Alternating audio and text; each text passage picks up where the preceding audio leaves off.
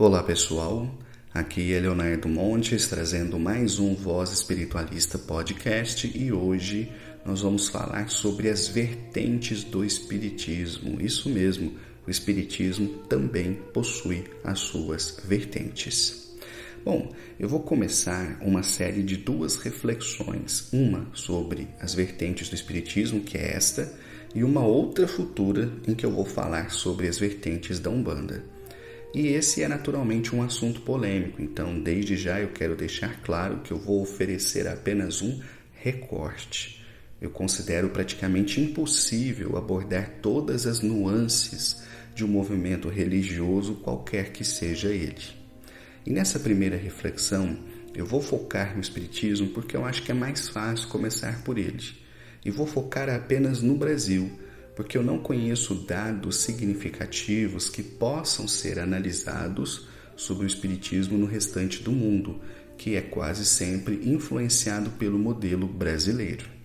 No entanto, antes da gente começar, é preciso pensar um pouquinho sobre o fenômeno religioso. E um dos fenômenos mais comuns em matéria de religião é o surgimento de vertentes, escolas ou tradições, entre outros tantos nomes. As religiões não são um único corpo doutrinário seguido fielmente pelos mais diversos discípulos.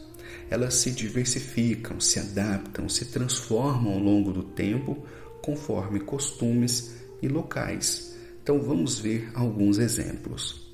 Muita gente pensa que o catolicismo é uma religião só, sem vertentes, mas isso não é verdade. Encontramos dentro do seio católico movimentos como o catolicismo romano, carismático, conservador, etc. E isso sem falar de outras denominações cristãs, como a Igreja Ortodoxa Russa, grega e assim por diante. Agora, talvez o exemplo de mais fácil compreensão seja o que ocorre dentro do movimento evangélico. Porque partindo do protestantismo com Lutero, surgiram anglicanos, adventistas, batistas, metodistas, entre outros. Neste momento, estima-se que existam mais de, pasmem, 30 mil denominações cristãs no mundo. 30 mil vertentes cristãs no mundo. Vamos mais um exemplo. O budismo divide-se em duas grandes escolas, Mahayana e Theravada, subdividindo-se depois em influências tibetanas, chinesas, japonesas, etc. Enfim, creio que até aqui está claro que é absolutamente normal a existência de diferentes vertentes em matéria de religião. E isso será importante quando entrarmos tanto no Espiritismo, que muita gente acha que não tem vertente, como também na Umbanda, que muita gente acha que só tem vertente. Mas então, o que é uma vertente religiosa? Uma vertente é uma leitura religiosa a partir de certas tendências, vivências, concordâncias ou discordâncias, que se mantêm de modo geral, os princípios fundamentais da religião, porém diverge-se quanto às práticas, modo de vida, etc. Então, tal visão, que inicialmente é vista como heresia, disfunção ou distorção da religião original, com o tempo passa a ser adotada por outras pessoas que buscam se unir em torno dessa nova maneira de ver e pensar um mundo religioso. Então, por isso, eu não trarei pessoas ou trabalhos isolados, porque para ter vertente é preciso que haja diversos centros unidos em torno desta ou daquela escola de pensamento, no caso, pensamento espírita. Então, como vimos, vertentes são comuns. Embora muitos religiosos dos mais variados tipos não gostam de pensar suas práticas como passíveis de vertentes, caso eles permaneçam na escola original, ou que sejam oriundas de vertentes, caso estejam em alguma escola diferente da original. Então, seja como for, as vertentes existem e influenciam todas as religiões. E as vertentes costumam levar o nome do seu idealizador, da sua discordância ou do local onde surgiu. Quase sempre esse, digamos, identificador surge como forma de separação do grupo original e, com o tempo, é utilizado para reafirmar como pertencente àquele novo grupo. Bem, então vamos agora entrar no âmbito do Espiritismo, mas antes disso, se você não está inscrito, se inscreva, ative o sininho de notificações, compartilhe caso você se identifique com o conteúdo e, se você puder, torne-se membro do canal. Hoje é de fundamental importância que a gente tenha uma comunidade de membros que contribui cada um com R$ 7,99 por mês e esse dinheiro depois será revertido para a divulgação dos próprios conteúdos dentro da própria plataforma do YouTube. Então, se você puder, se você quiser, aqui no YouTube, embaixo do vídeo tem um botãozinho escrito Seja Membro, basta você clicar e o YouTube te ajuda preenchendo as informações e uma vez por mês eu vou te entregar um conteúdo exclusivo sobre espiritualidade apenas para os membros, tranquilo? E caso você goste de podcast e use Spotify, Google Podcasts ou Amazon Music, você também acha o Voz Espiritualista por lá. É só digitar nesses programas Voz Espiritualista que você me encontra, tranquilo? Bem, então vamos lá. Deixa eu tomar uma aguinha, né? Bem, eu diria que, de modo geral, o espírita não acha que existem vertentes do espiritismo, que se trata de uma doutrina só, sem subdivisões, porém dividida entre os que são federados, isto é, os que se filiam à Federação Espírita Brasileira e os que não se filiam a ela. Bom, a Federação Espírita Brasileira, também chamada de FEB, é a maior entidade federativa do Brasil e foi praticamente quem criou o modelo brasileiro de se fazer espiritismo, que é diferente do francês, diga-se, com reuniões públicas, passes, grupos de estudos, evangelização, reuniões mediúnicas fechadas, etc. Este modelo foi fortemente inspirado na Igreja Católica, sendo comum que os centros espíritas mais antigos em tudo imitem as igrejas da época. O modelo federativo é tão influente que mesmo centros não federados tendem a segui-lo, mesmo que não saibam, porque está impregnado no imaginário do ser e fazer espiritismo. Está tão bem solidificado no Brasil que de fato parece não haver outras vertentes, porém sim, elas existem. No entanto, vamos nos deter nas expressões federados e não federados. Os centros federados são aqueles que seguem o modelo da FEB, que é representado em cada estado por uma federação estadual e nos municípios maiores por uma união.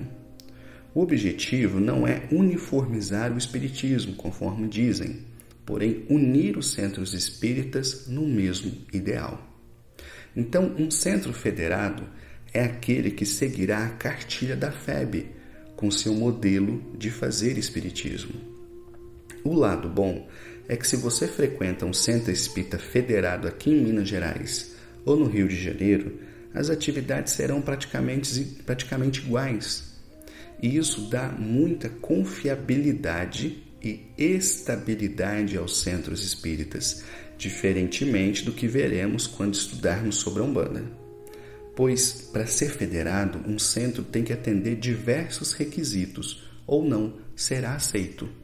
Agora, os centros não federados, embora também sigam muito da cartilha da FEB, acabam trabalhando com mais autonomia e liberdade, estabelecendo seus trabalhos de forma mais livre, o que quase sempre é mal visto pelos centros federados, que costumam acusar os não federados de, abre aspas, antidoutrinários, fecha aspas. Pois muitos desses centros acabam englobando práticas não usuais no meio espírita, como apometria, reiki, cromoterapia, etc. Agora, isso não é bem visto pela FEB. Bom, e essa discordância, ela abre espaço para uma guerra sem fim. Nos centros federados, por exemplo, autores espíritas que notoriamente trabalham ou participam de instituições não federadas não são aceitos. Seus livros não são vendidos nas livrarias e frequentemente os frequentadores são desincentivados a lê-los. Por outro lado, os membros não federados costumam acusar a federação de querer ser um Vaticano, censurando quem pensa diferente ou ainda de que são apegados demais ao religiosismo, etc. Então, enfim, é uma guerra sem fim. Ficou claro a diferença dos centros federados e não federados e da treta que existe entre eles? E veja, eu mesmo, quando comecei a frequentar a Umbanda, tive praticamente todas as minhas relações sociais com espíritas cortadas, e não por minha vontade, diga-se. Porém, bastou que eu me pronunciasse como também, e digo também porque nunca deixei de ser espírita, mas bastou que eu me pronunciasse como também praticante de Umbanda para nunca mais receber um convite para palestrar num centro espírita, coisa que antes acontecia com alguma frequência. Agora, nesse ponto, talvez federados e não federados discordem de mim, mas eu os classifico como membros do espiritismo febiano, ainda que não estejam filiados, porque, exceto pelas técnicas que eu mencionei anteriormente e por alguns autores que são mais ou menos lidos de um lado do que de outro, em tudo, seus movimentos se parecem, sem haver diferença significativa, senão pelo desejo e autonomia do centro A de fazer a prática B e assim por diante. Um exemplo clássico é a Casa Espírita da Prece, fundada por Chico Xavier aqui em Uberaba. Este centro nunca foi filiado à FEB. Aliás, Chico Xavier nunca quis se filiar e até colocou uma placa na instituição dizendo o seguinte: aqui, com o nome de Grupo Espírita da Prece, funciona o culto de evangelho no lar do irmão Francisco Cândido Xavier em casa de sua propriedade. E era um claro recado aos febianos, né? Aqui não venham querer federar nada. Mas, no fritar dos ovos, em muito pouco, o trabalho de Chico Xavier neste centro divergia de um centro federado. Então, na prática, eu coloco federados e não federados no mesmo movimento. O fato de um centro não ser federado não quer dizer que ele adote práticas estranhas a um centro federado.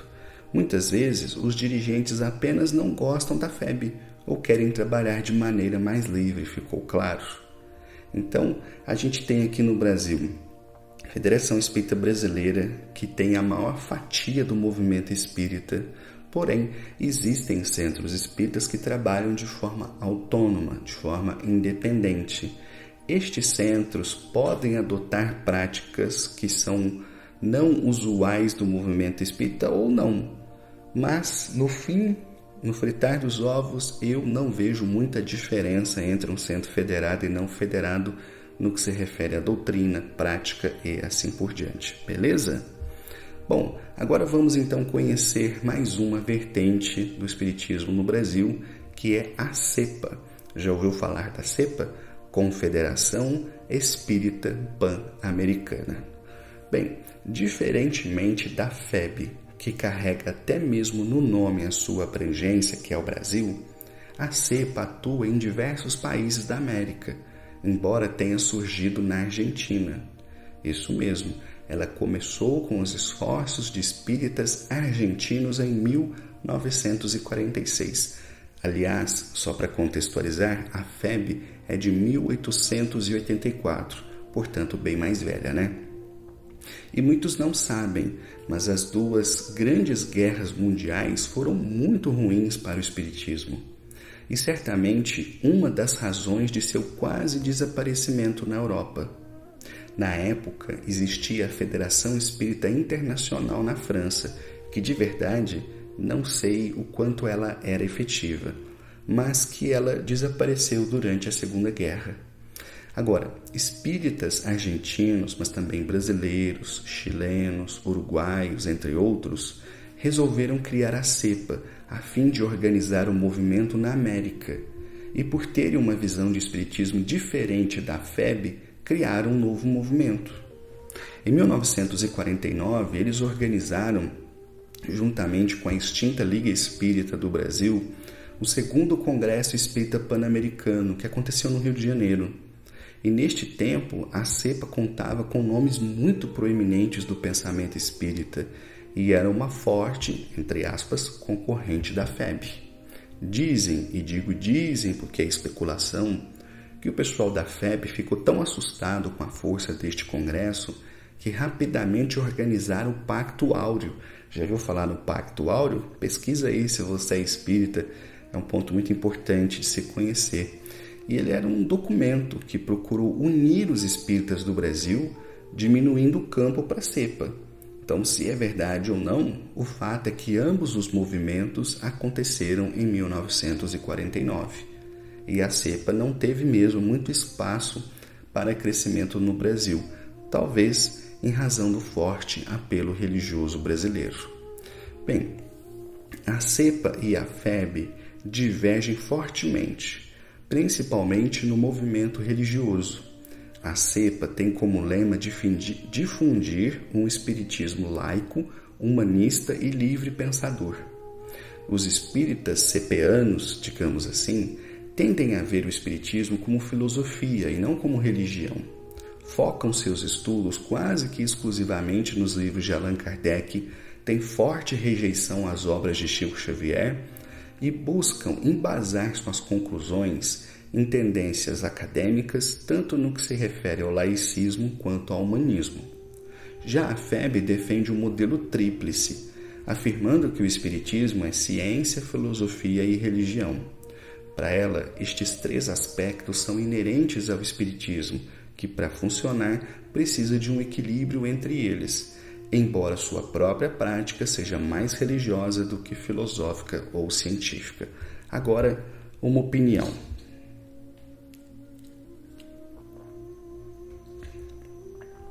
Eu, que durante muitos anos acompanhei a lista de debates da CEPA por e-mail e também suas publicações, tanto em jornais quanto na internet, tive a seguinte impressão: a CEPA tenta reviver no Brasil um modelo muito próximo ao que Kardec fazia à sua época na França.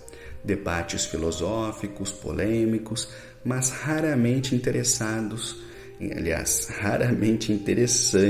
ao público brasileiro. Muito academicista para o meu gosto e pouca prática.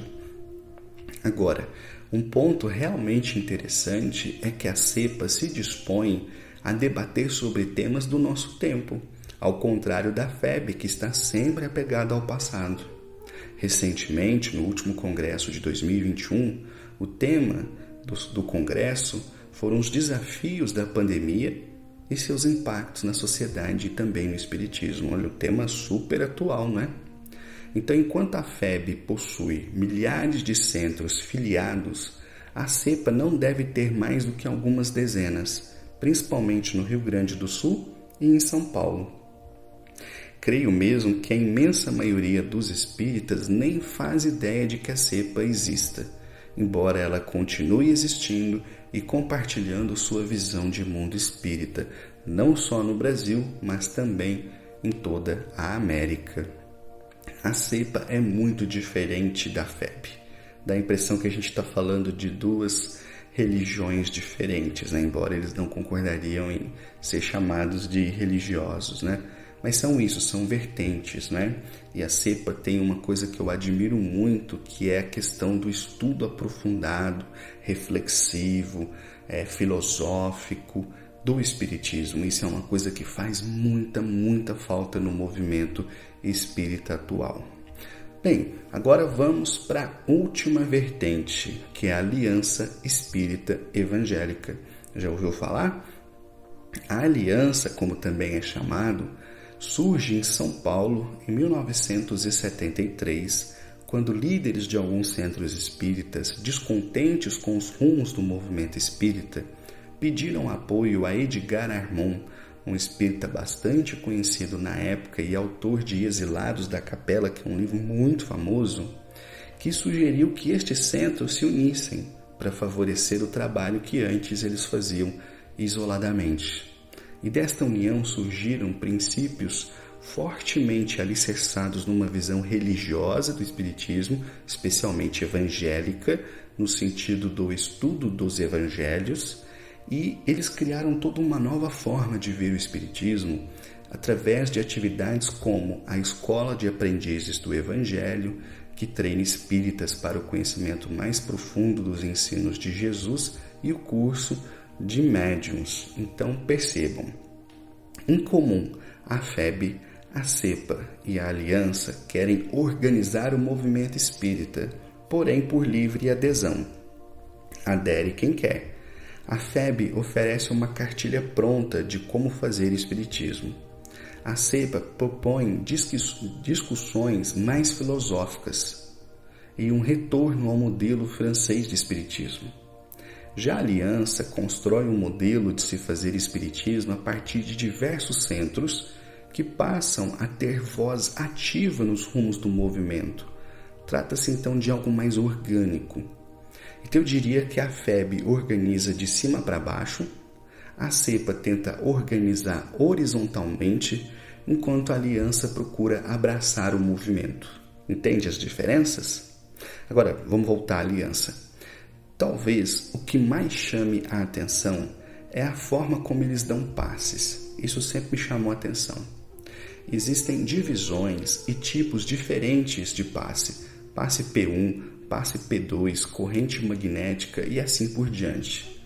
O sistema é semelhante ao de uma escola, com cursos práticos em que se aprende a dar passes desta ou daquela maneira, e onde também se formam palestrantes que seguem um modelo mais ou menos definido. Aqui é um ponto que eu acho muito legal. Diferentemente da maioria dos centros espíritas que vai formando seus palestrantes meio que na ebulição do trabalho dentro de um centro espírita, o pessoal da Aliança se preocupa em formar palestrantes. Então, as pessoas elas são instruídas, elas passam por um processo de aprendizado para que elas se tornem oradores. Olha que interessante, né? Bem, atualmente existem mais de 300 centros espíritas filiados à Aliança, e é por isso que lá no comecinho da reflexão eu falei que eu considero vertente quando você agrega, porque lobos solitários que pensam A, B, C do espiritismo tem um monte, mas aqueles que conseguem organizar uma certa quantidade, de centros em torno dos seus ideais, isso é raro. Então, por isso que, na minha opinião, existem poucas vertentes do espiritismo no Brasil, mas o fato é que são mais de 300 centros espíritas filiados à Aliança, mas a maioria está em São Paulo. Então, por exemplo, o centro espírita mais perto da minha casa, que é da Aliança, ele fica em Barretos, distante quase 140 quilômetros aqui de Uberaba, onde prevalece o modelo da FEB. No site da Regional de Minas, eu encontrei a relação de 22 centros espíritas em Minas Gerais. Enquanto, olha só para ter uma ideia, na União Espírita Mineira, que é um órgão da FEB, conta com 988 casas cadastradas. Dá para ver a diferença? Enquanto a Aliança tem 22 centros espíritas em Minas Gerais, a União Espírita Mineira, que é um órgão da FEB, tem 988. Olha a diferença, né, gente? Muito grande. Bom, de todas as vertentes, a Aliança é a que eu menos conheço. E é por isso que eu não posso dar muitos detalhes.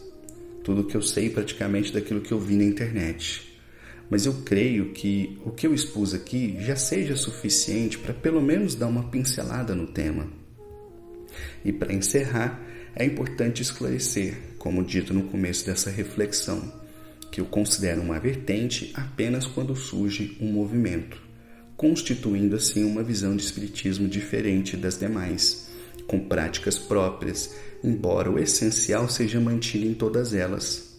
Aliás, eu disse lá no comecinho que eu não ia entrar no âmbito internacional, mas se você é espírita, curioso do espiritismo, pesquisa sobre o espiritismo nas Filipinas.